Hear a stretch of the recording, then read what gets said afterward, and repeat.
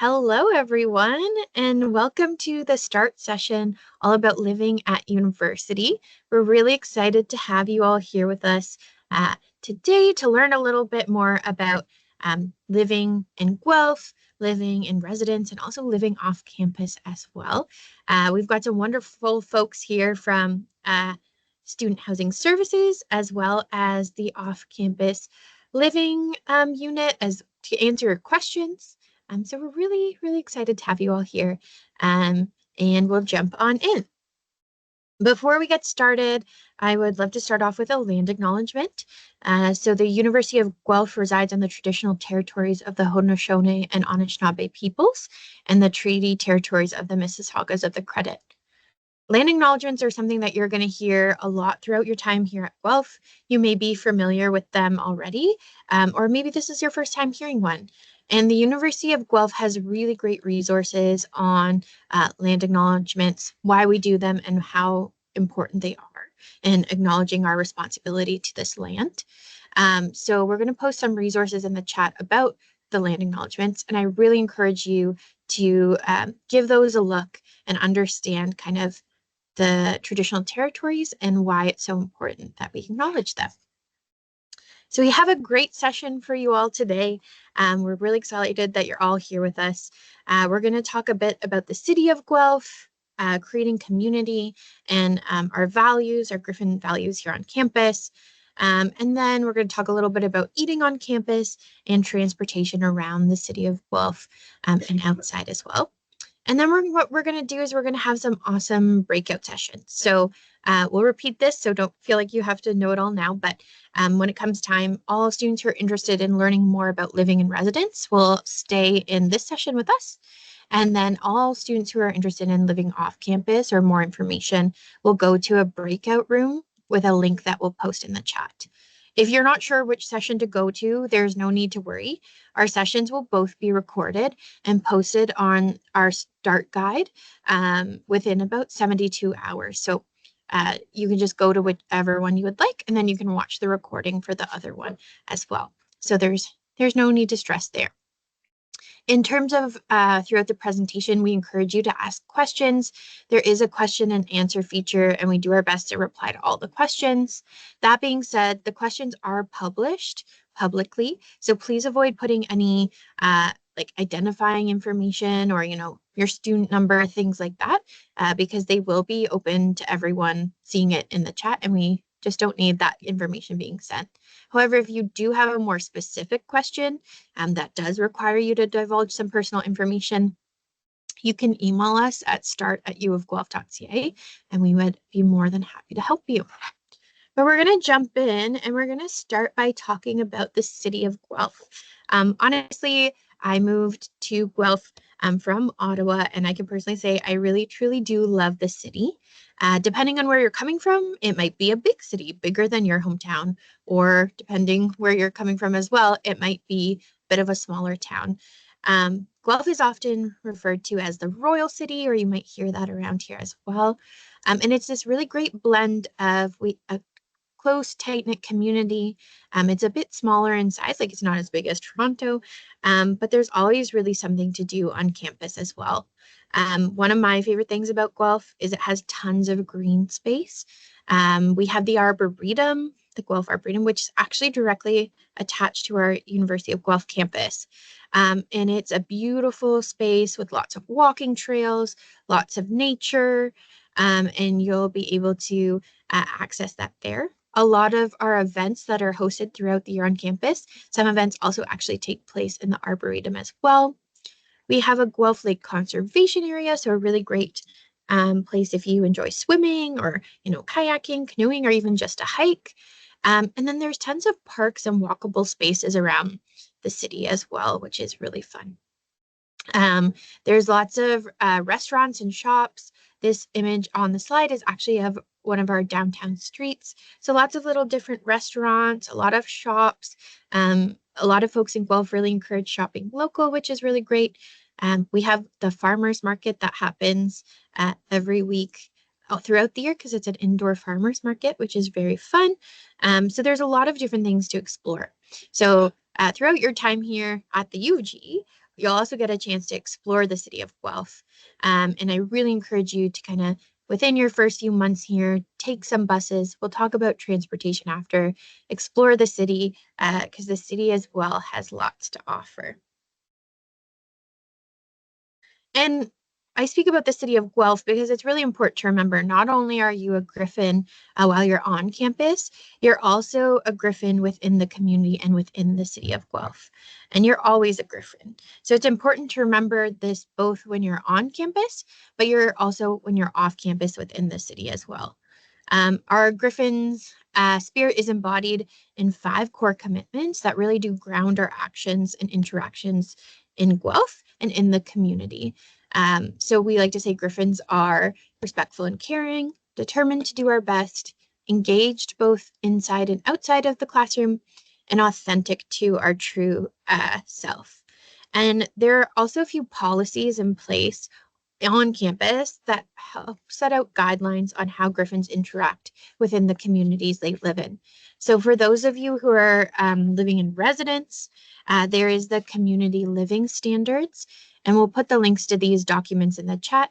And this helps support you and the residence community in your learning and your personal wellness while you're living in residence in here at UG. And then for students who are living off campus, there's the community standards protocol, which helps to set guidelines and make sure all students in community feel safe and respected as well. So that's just a couple important things to keep in mind while you are kind of thinking about where you're going to live and what your life at the university and also the city is going to look like as well. But now I'm going to invite Jackie up onto the screen, and Jackie's going to chat a little bit with us about eating on campus and what that looks like. Hello, everyone. My name is Jackie. I am a recent graduate from the University of Guelph, and I'm just going to talk a little bit about eating on campus. So your campus card, which is your student ID, is your payment method for all dining purchases on campus, as well as for shopping at the university bookstore if you choose to add a textbook plan to your meal plan.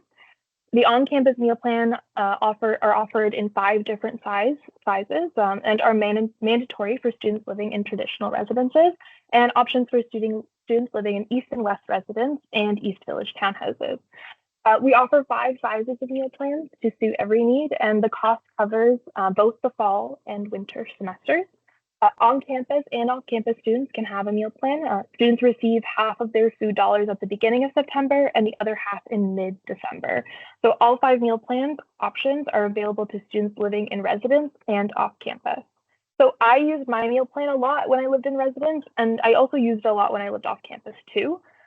When you are on campus for classes or studying all day, having a meal plan is really great to grab something to eat between classes or after some of those really long days too. So if you want more information, we're actually going to post another link in the chat about more information for on-campus meal plans. So additionally, to pay for a purchase using your campus card, you simply just tap at the card reader at the cashier, and the appropriate amount will be deducted from your plan. Without your campus card, you'll have to pay with another means of payment, for example, debit or credit. You cannot transfer a cash purchase to your Ultra Food plan, and you cannot get a cash refund from your plan either. Our food on campus has been voted the #1 university food service in Canada for over 10 years by Maclean's magazine, which is, I think, one of the things that we're so proud of here at the university. Our menus include vegetarian, vegan, kosher, halal, gluten-free, peanut-free, and lactose-free choices. So there's really something for everyone here. We also offer homemade comfort foods and international cuisine with extensive, freshly prepared salad bars and specialty desserts from Krillin Bake Shop. I loved eating on campus. It was because there's so many different options. I was kind of a picky eater when I came to Guelph, but I was always able to find something to eat on campus. I loved Creelman Hall especially because they have a really wide selection of different foods. Probably one of my favorite things to grab for breakfast was crepes or the wood stove pizza for dinner too. Both really, really delicious. I also wanted to note that there's also a dietitian on campus who can help you learn more about foods and work with you to kind of select options on campus based on your different food needs. And then another really good place on campus that I want to through my years kind of was an all-time favorite between classes was the Bullring, which is our campus cafe. It's easily one of the most unique kind of hangout food spots on campus. I kind of like to think of it as like comfy couches, good coffee, and live music sometimes. It's kind of the perfect place to study or relax between classes. I have had their pulled pork sandwiches as well as their wraps, and they're honestly probably one of my favorite places, favorite food to eat on campus. Yeah, that's and now I'm gonna pass it off to Sharan, and who's gonna talk a little bit about transportation on campus.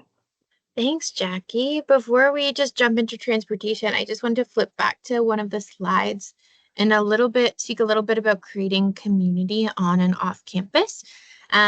So you folks will get more information about this through your Start UOG emails, as well as on social media.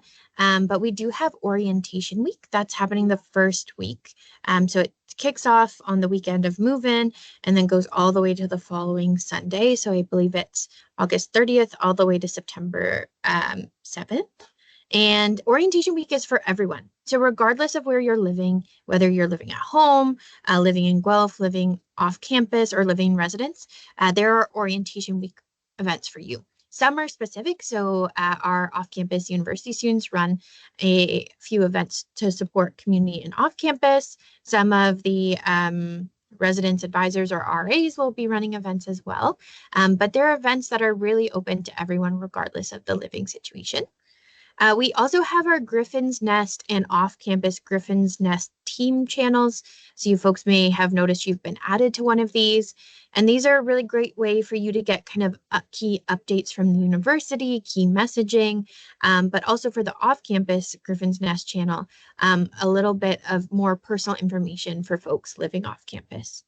And then for our off-campus students as well, during orientation week, we have Griffin's Nest facilitators who help bring you to different events. So they'll post in the off-campus Griffin's Nest that they're meeting up at an event, usually about 10 minutes before it starts. So you can meet up with other off-campus students and then be brought to the orientation week events. So you don't have to worry about feeling like, oh, I don't know anyone or going alone. So that's a really fun opportunity to interact with an upper year student. There's also clubs and societies on campus, and you'll hear a lot more about this as well. But the clubs and societies are open to everyone, regardless of your living situation. And we encourage you to join, learn more about them, and join the things that you are interested in. And then we also have our Start Homeroom and Start Skills workshops, which are open to every student throughout the year as well, that myself and my team run that help you adjust academically and develop new skills. So tons of opportunity for community building there. But like Jackie mentioned, we want to talk to you folks a little bit as well about transit on campus and around campus in the city as well. So now I'm going to invite Joanne up onto the screen, and Joanne's going to share a little bit about their experience with transit on campus. Hello. Is anyone like okay to hear me? Is my mic working? You're all good, Joanne. Okay, that's good. All right. Hello, everyone. My name is Shiran. I am currently a fifth-year student at University of Guelph. I'm going to talk about the transportation on campus. Many students living off campus use the bus to travel to and from the university. If you're registered as a full-time student, your tuition includes the bus pass fee, while part-time students have the option to opt in. Sorry. Your student card doubled as a bus pass and allows you to have unlimited rides on City of Guelph Transit. I personally use my bus pass very often. Aside from my daily commute to school, I also use it for groceries, shoppings, and nights out with my friends. During the school years, there's also late night services that runs from 1 to 3 a.m. that helps to pick up students outside the regular bus hours, and it's completely free too. We'll be posting a link to the Central Student Association about more information about the bus pass. I found it really useful to check the bus routes before heading out to school or errands.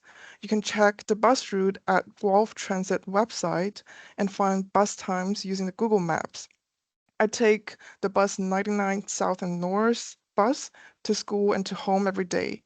It comes every 10 minutes, which is really convenient for me.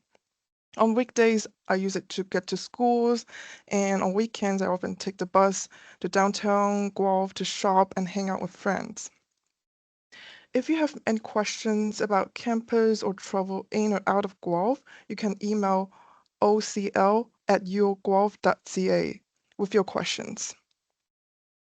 The GO Transit, which serves the Greater Toronto Area, can be found right on campus bus terminal. Routes from University of Guelph include the Square One to Highway 407 bus terminals, to Union Station, or to Brampton, Bramelia. You can also connect to Hamilton or Kitchener, Waterloo, Cambridge area through a quick transfer. I am from Oakville, so when I visit home, I took the 29 GO bus route to Mississauga and then transferred to another GO bus to get back home. It's really easy and affordable because University of Guelph all students receive 40% off their rides, so I don't have to worry about like breaking the bank to travel. When I need to top up my car, I can simply reload my Presto card at the kiosk we have on the platforms here. You could visit Go Transit website for more information, where we'll be posted in the chat. Amazing. Thanks, Sharan, for talking a little bit about transit with us.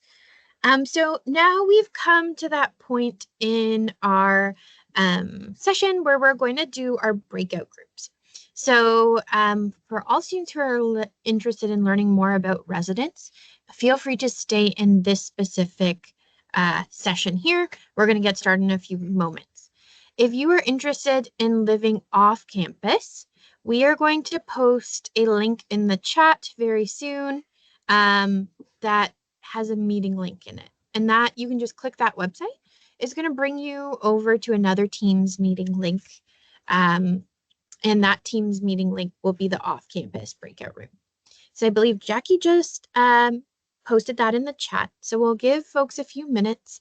But if, yes, you're interested in more residence information, stay in this session here. If you're interested in going to learn about off-campus, feel free to click that meeting link in the chat and head over there now. Just like I mentioned earlier, if you're not sure which one to go to, don't stress. You can just choose one. Both of the sessions will be recorded and posted on our start guide later on this week, so you don't have to stress there. So I'll just give folks a few minutes to jump over there.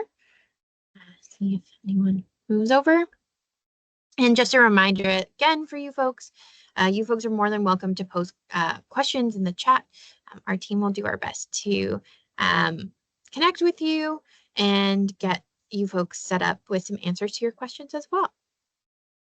Okay, I think we'll get going. If folks are still joining, welcome. This is also being recorded, so you'll be able to access it on the Student Experience YouTube channel once the entire session gets posted. So welcome folks to the off-campus breakout room for our Living at University Start U of G session. Hope everyone's having a nice warm day. If you're in Southern Ontario like we are, it's quite hot today, so hopefully everyone's finding a way to stay cool. My name's June Baldwin. I use she and her pronouns, and I'm the coordinator of neighborhood relations and off-campus living here at the university. And I have Juliet presenting with me, so I'll let you introduce yourself as well. Hi everyone, I'm Juliet, and I'm the program assistant for off-campus living. Hey, thank you. Okay, we'll get started. All right, so this is kind of an overview of the things that we'll be going over in today's session. We won't be going too in-depth into everything, but we do have a lot of different resources and supports for students that we cover. So all of the things we discussed today, we're happy to chat about one-on-one through advising appointments and things like that. So if you have any follow-up questions, feel free to reach out. We do have the Q&A open as well. So if folks have questions as they come up, we'll do our best to respond in the Q&A discussion chat as well. But if anything isn't able to be touched on today that you're wondering about, our contact information will be at the end of the presentation too. Okay, so some of the supports that we offer to students include presentations like this.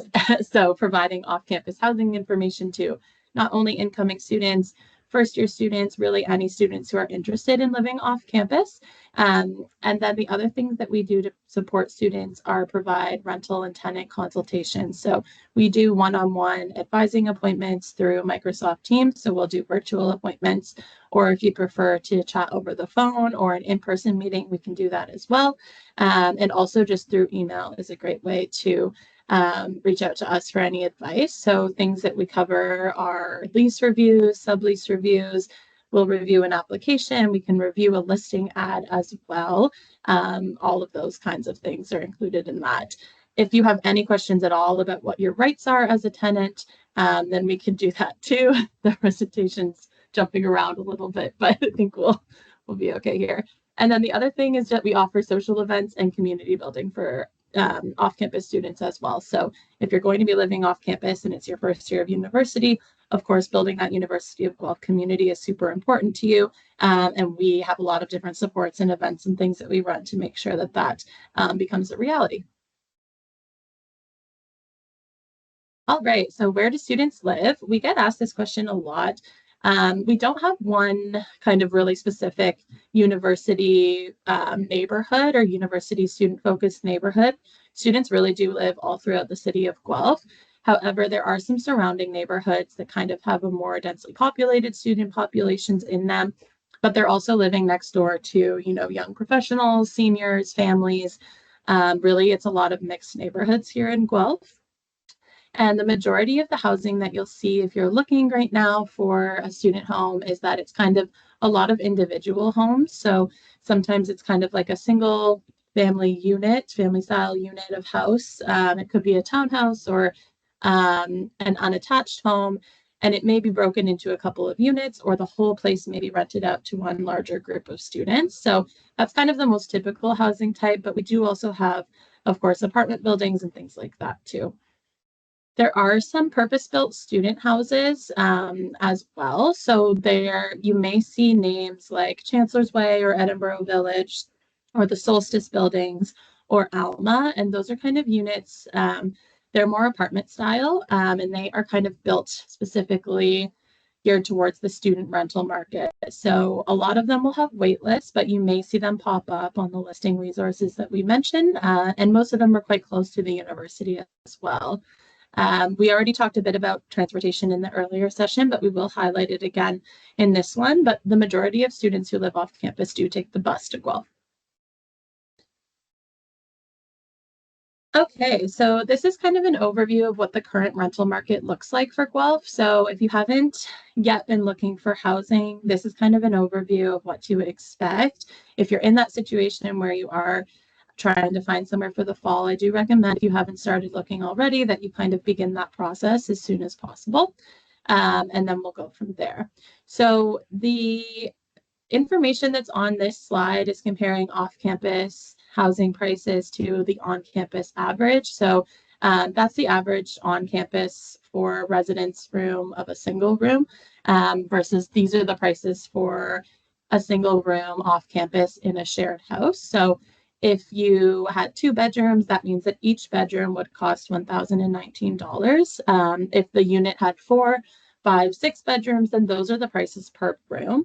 The 1 bedroom amount listed is for an independent apartment. So it might be, a studio apartment, that kind of style. It could be a basement apartment, but that's the price for that full unit.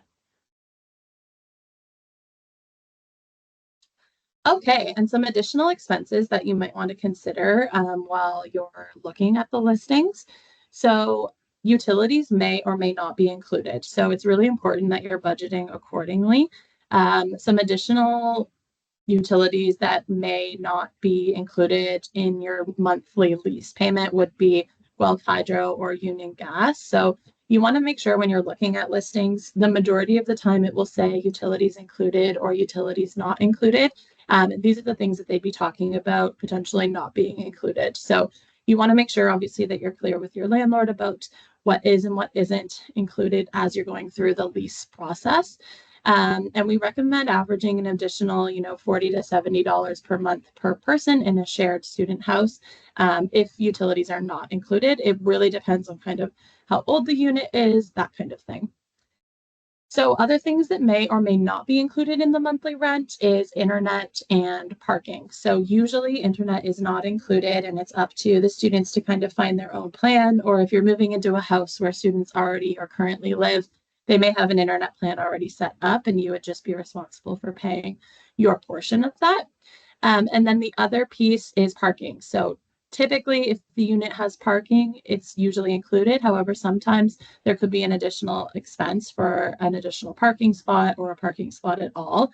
So if you're bringing a car with you to university and you need to make sure you have parking, you want to make sure that that's included and listed in your lease agreement, and you're having that conversation with the landlord before you're signing that lease.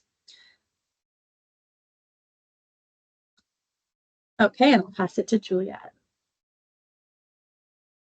Okay, so it's up to you if you want to find roommates as you search, but a good way to do that and search for roommates is one way is through the I Am a Griffin app. There's a roommate finder tool on Places for Students. You can group up based on the year study or program, meeting people through your classes and so on.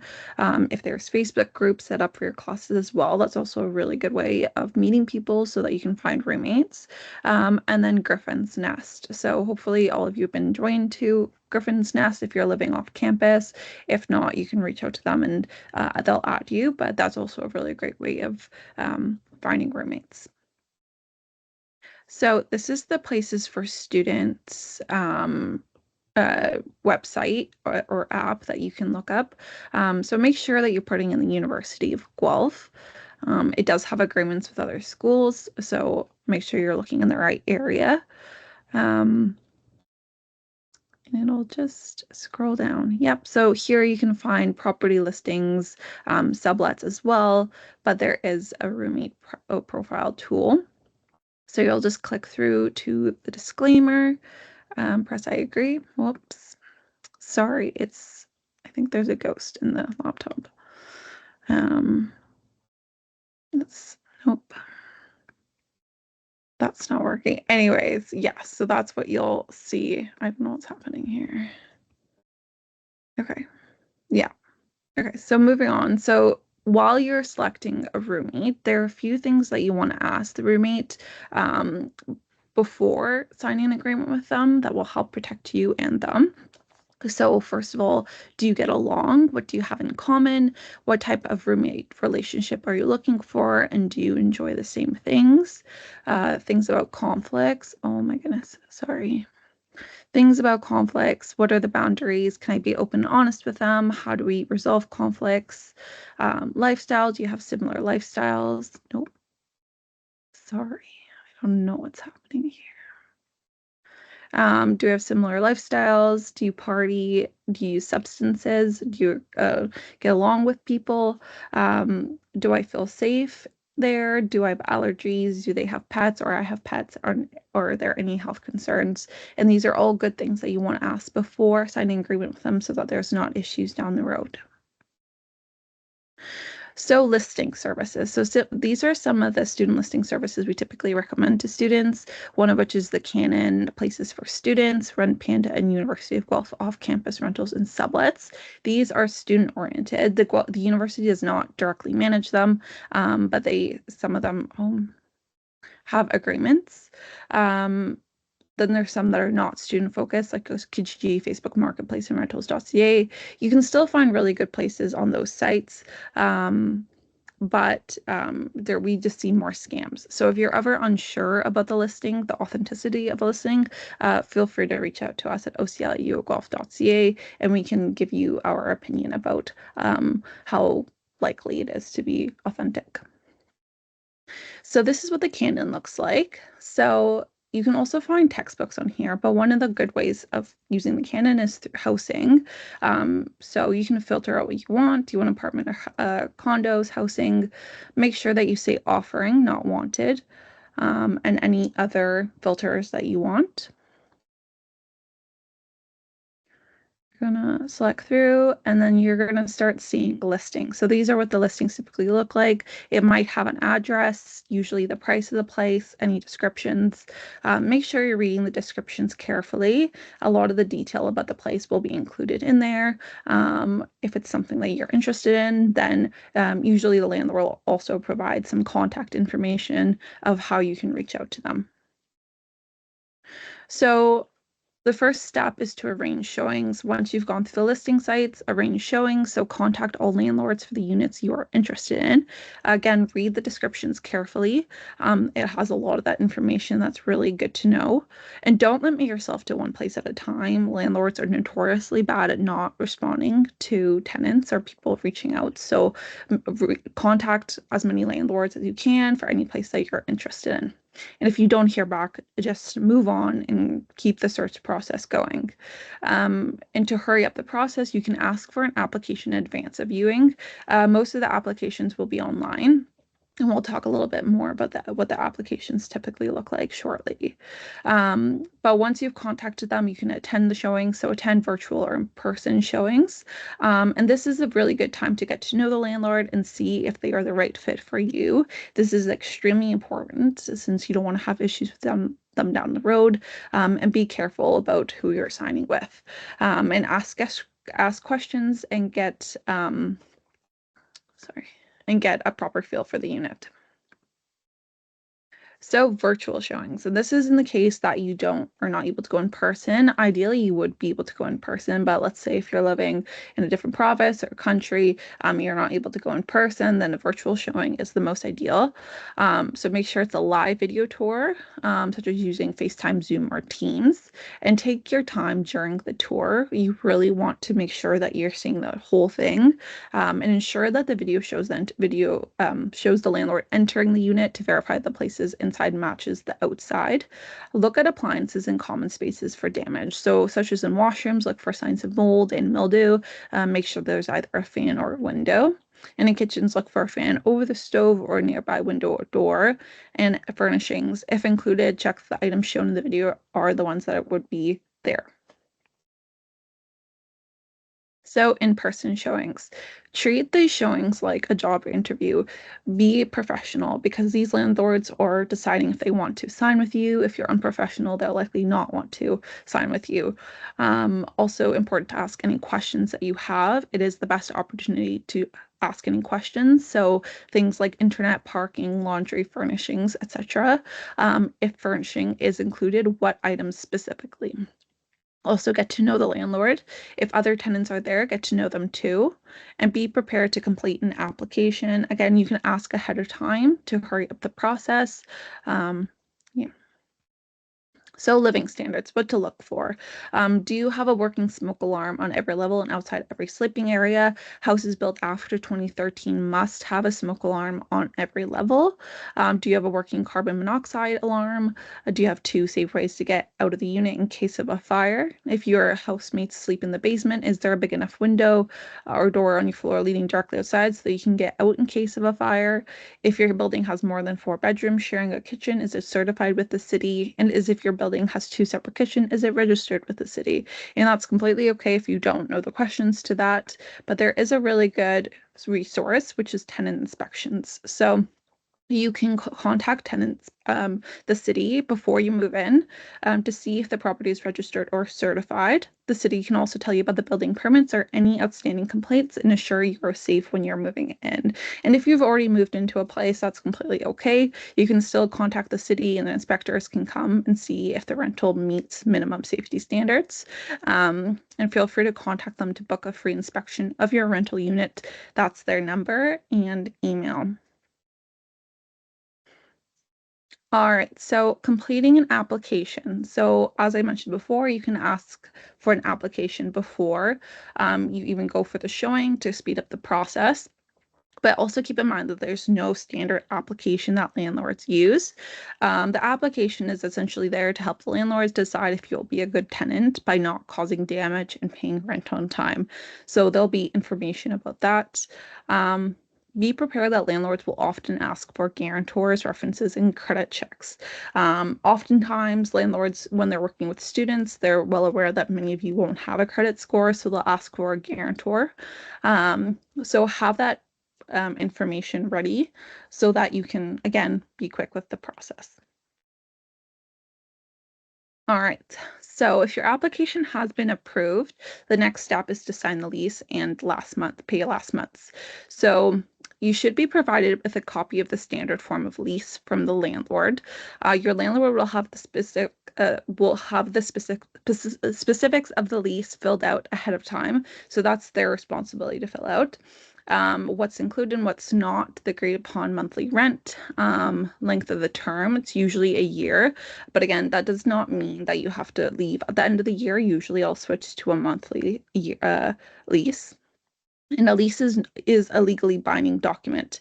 You are responsible for the agreed upon terms. But again, if there's anything in the lease that goes against the Residential Tenancies Act, then it's considered void. And at the time of signing the lease, you'll be likely to required to pay last month's rent. And landlords should not be asking for damage deposits. They can ask for a key deposit, but it shouldn't be too expensive. It should just be the cost of replacing a key, which again should not be too expensive. So this is what the standard form of lease looks like. It was created in 2018, and it protects tenants by telling them, letting them know of their rights. And it protects landlords by ensuring the contract is legal under the Residential Tenancies Act. If your landlord does not give you the standard form of lease, you can request a copy. And again, landlords may use one lease for a whole group or one for each individual. Now, the standard form of lease and protection under the Residential Tenancies Act only applies when you do not share a bathroom or kitchen with the landlord or their immediate family, for example, their children or siblings. And if you do have questions about that, feel free to contact us. And we're also happy to review any leases, subleases. So you can email us or book an appointment with us. Now, red flags to look out for. So some red flags include unable to meet the landlord or property manager in person, if the landlord is out of the town or the country and there's no local contact, if you're unable to see the rental in real time, deposits other than last month's rent, there should be no damage deposits, any payments prior to signing a lease, and prices and lease terms that are too good to be true. All right, so getting to campus, I think I will take over from okay. here. Thank you. Perfect. So I know that in the original session before we went to the breakout room, they were chatting a bit about the transportation. And so your student card doubles as your bus pass. So that's the best way to get around Guelph, whether you're living on campus or off campus. But certainly if you're living off campus, that's the best way usually to get to campus. So if you are somebody who likes to walk or who likes to bike, you can do those things for sure. Or you can do them in combination with taking City of Guelph Transit. So you can always put your bike on the bus, or you can walk and then you can kind of take the bus from a closer location. Or if you have a car and you'd like to park somewhere for free off campus, then you could take the bus from that location too. So lots of options for inner city travel. And Guelph Transit is really great in that there's bus stops all throughout the city. Our recommendation, if you're looking for an off-campus rental, is that you're finding a rental that's a really close distance to a bus stop, and that bus that comes to that stop will take you directly to campus, to the university center. So if you're having any questions about transportation planning, either inside of Guelph or from outside of Guelph, if you're planning on commuting to campus, please reach out to us. We can kind of help you in terms of planning your route, what that would look like, or helping you with the resources. Google Maps is a really great way to see what the transportation options are. If you do have an address of a rental that you're looking at, you can put in the public transit option and it will show you exactly what that trip to campus would look like. And of course, you also want to make sure you're on a bus route that will take you to groceries, entertainment, that kind of thing as well. So there are other transportation options. So like I said, lots of students like to walk and bike, and you can totally do that in Guelph. It's only those like really cold or really hot days that maybe you might want some relief in terms of an air-conditioned bus. But you can also drive to campus. So there are parking permits that are available to students. So if you're interested in parking on campus, you can definitely do that by purchasing a parking pass. There's daily options as well as semester options, all available through the parking services website. Or if you're a commuting student, you might be interested in taking the GO bus or the GO train. The GO buses do come directly to campus at the University Center as well as downtown. And the GO train comes to downtown Guelph, where you would be able to transfer to a bus that would take you directly to the university. And as mentioned, students all receive a 40% discount on GO Transit.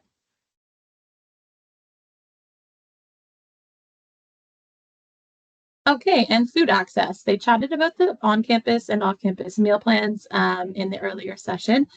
So if you are living off-campus, but you're really interested in having that on-campus meal plan that's kind of all-encompassing, we'll make sure that all of your meals are taken care of for the fall and winter semesters. That plan is available to you. Those plan options are all available to you. Or you could opt for a more flexible off-campus meal plan, also known as the Ultra meal plan. And that's a really good option if you're kind of interested in doing a mix of both on-campus and off-campus eating, or you're not sure like how comfortable you'll be in the kitchen, but maybe as time goes on, you end up wanting to cook more meals at home at your off-campus rental. So that's a flexible option. I believe you need to make a minimum deposit of $500 to that, but then you can add more funds to it at any time. So it's a little bit more flexible than that full commitment of the on-campus meal plan, but both are available to you. There's a lot of off-campus food options that are also included in your student meal plan. So whether you go for the off-campus or the on-campus one, your student card still will work at those off-campus locations as well. There's lots of grocery stores that also offer student discounts.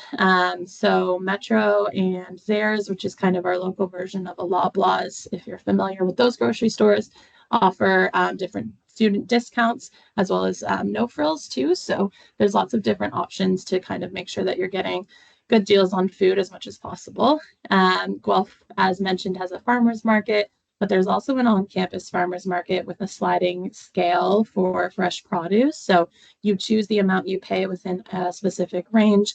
They're usually available on Thursdays in the University Center. We'll see what their schedule ends up being for this fall, but it's a really great way to kind of pick up some staple produce items at kind of a lower cost while you're already on campus.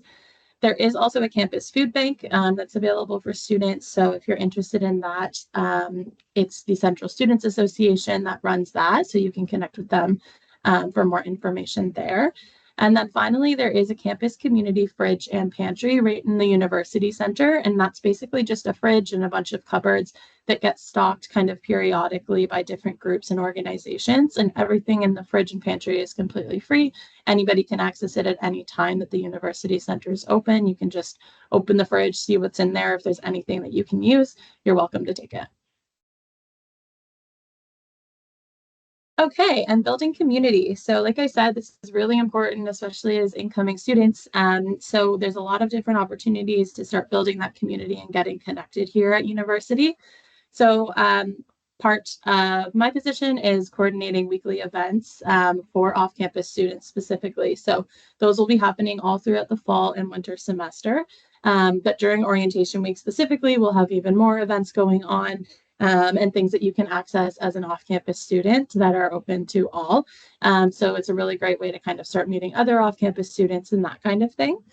If you're not already familiar with Guelph Life, it's a fantastic resource that you're definitely going to want to check out before actually even arriving here, because it will have the full schedule of orientation week. It will list every single event that's happening during a week, and it also continues to have every event that's happening during the fall and winter semester posted. So if you're ever looking for an event to kind of fill a gap in between classes, you can go on Guelph Life, see what's available. Maybe there's an event that has free pizza, or there's an event that has an activity that you're interested in.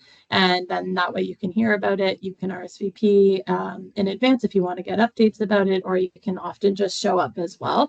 So definitely check out Guelph Life. We'll do a little overview on the next slide or two as well.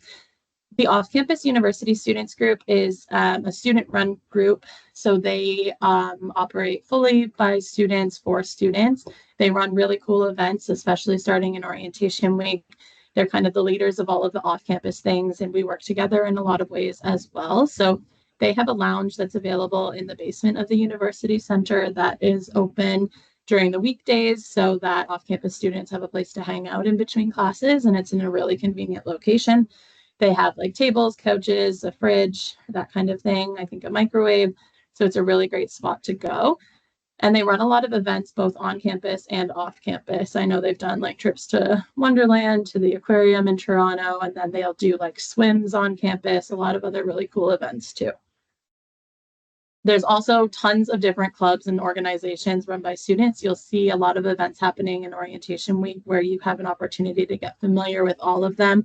They'll be doing subs and clubs. So there'll be lots of opportunities for you to kind of go and browse all of those organizations, talk to their students who are involved in them and see which ones might be right for you. Okay, so this is what Griff Life looks like. So you can sign in with your university email, or you can just browse it kind of publicly as well. You'll see upcoming presentations. These ones are older, so they're not up there right now. And you can choose to RSVP, or you can choose to drop in unless it says that an RSVP is required. And you can also join the groups and things that are mentioned on there. So if you want to subscribe to Off-Campus Living, for example, you can. You'll be notified of all of our events.